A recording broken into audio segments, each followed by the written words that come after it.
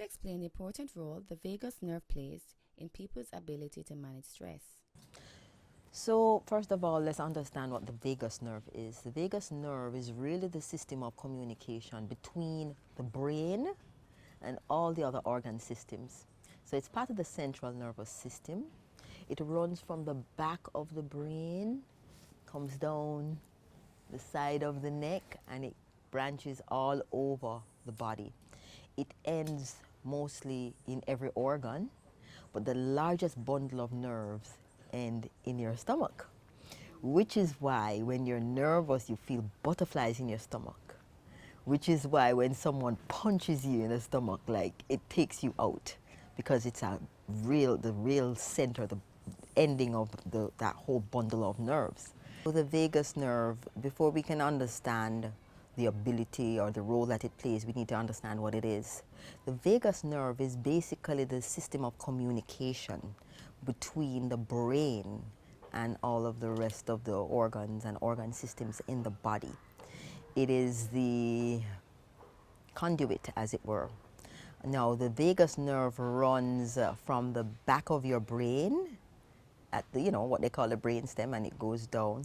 It branches into two branches, one on the left side of the neck and one on the right side of the neck. And it now goes and ends or terminates in each organ. The heart, the lungs, the kidneys, everything, the stomach. Now, there is a particularly dense network of nerve endings for the vagus nerve in the stomach, which is why when we're nervous we feel butterflies. It's the vagus nerve, okay? So the vagus nerve, as I explained, carries information from the brain to those organs, instructing them what to do and when to secrete this, when to stop secreting it. When the organs when the vagus nerve ends in the organs, it's also collecting information from the organs and taking it back to the brain, so the brain can decide, okay, we need to increase or decrease this or that. So it's a two-way communication between the brain and the organ system. Now, how does that work where managing stress is concerned? What the vagus nerve will do is regulate. It will regulate just what the organ or the organ system needs to do to regulate or upregulate whatever is taking place. So for example, if you're in a situation that's very stressful, for example, a work situation, you'll find that you sometimes have tummy aches, or you'll feel nervous stomach, or you'll have indigestion. Those are the kinds of things. And then the body will say, okay, this person is having stress at work. Okay, so what I need to do is get the stomach to produce more of this chemical to deal with this stress. So you understand that the body is just doing what it needs to do to help you, okay? So what can we do to manage our stress? React and shift and regulate what it needs to shift and regulate in the moment. So it means that the brain needs to be properly nourished, because if the brain is not properly nourished, the vagus nerve is not going to be as toned, right? And then there are things that you can do to tone your vagus nerve. The main one that I like to tell people, and they're not too happy about, is taking a cold shower in the morning. We're all spoiled. We have hot water and we think this is some blessing in disguise. It's probably one of the most detrimental things that we as modern humans are doing right now. So the key, wake up in the morning, take that cold shower. If you can't manage the cold shower, at least splash cold water on your face. That will help to get that vagus nerve tone. People who like to sing, you will notice that when you sing, you feel so much better. It's because singing or humming or chanting stimulates the vagus nerve, which is right at the back of the throat. So singing or humming. Everybody in Jamaica knows what happens when your grandmother, your great-grandmother used to be upset and you hear her walking through the house humming. That's because she was like toning down her vagus nerve so she don't kill you. So humming also tones your vagus nerve. Another thing that tones your vagus nerve is deep breathing. And this is why we recommend meditation and deep breathing together, because they both work together very well to tone the vagus nerve, which is why people feel so much better when they wake up in the morning, they do deep breathing and they do meditation, because it tones the vagus nerve in preparation for the day. And so another thing that everybody does universally all over the world that we perhaps do not associate with calming or toning the vagus nerve is the act of clasping the hands when we pray. And who knew? So when we're told to pray, it's because when the two energy centers in the middle of the palms meet, the vagus nerve gets toned. So those are things that you can do to tone the vagus nerve and generally create calmness in your body. Tryptophan is the chemical in the brain that tryptophan is the chemical that nourishes the vagus nerve the most. And the foods that you can get tryptophan are like spinach, any of the leafy greens, nuts, and poultry.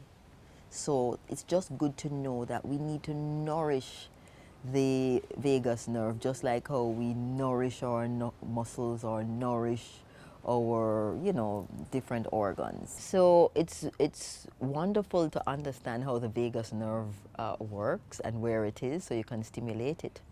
The main things that we can do are the things that are quite unpopular, and I'm going to say it now.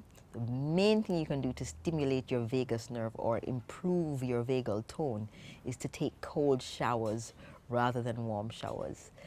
Taking that cold shower stimulates the vagus nerve and increases vagal tone, okay? The other thing you can do if you absolutely cannot tolerate cold showers is that you can splash cold water on your face in the mornings, okay? The other thing that you can do, and I like to recommend things that you can do early morning to stimulate your vagus nerve, okay? That includes things like meditation. Now remember I explained that the vagus nerve is actually at the base of the brain. So if you stimulate your brain in the morning by meditation, then your vagus nerve is going to get the benefit. Now, the vagus nerve, as I described, is right at the back of the neck. It's behind your vocal cords. So taking deep breaths in the morning, so breath work associated with meditation, also stimulates the vagus nerve. Another thing that you can do is sing.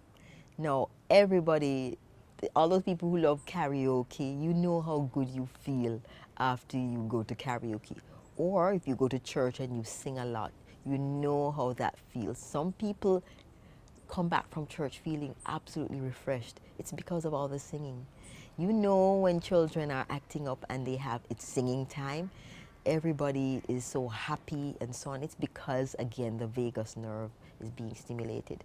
So you can sing. Singing makes you happy, So the meditation, the deep breathing, that cold shower, all of those things improve vagal nerve or vagal tone. Gargling also, interestingly, that sounds disgusting, but gargling also stimulates the vagus nerve. You have to put the water in your throat and gargle. And there's nothing like a nice gargle in the morning that gets you ready for the day. For the men, I know the men do this more than the women, but that's one of the things that you can do. I don't know if you've ever been to a funeral and people are very sad and very emotional and some of them are hysterical. Just doing this and lightly brushing both sides of the neck can actually calm or stimulate the vagus nerve. So that's just an interesting thing that you can do.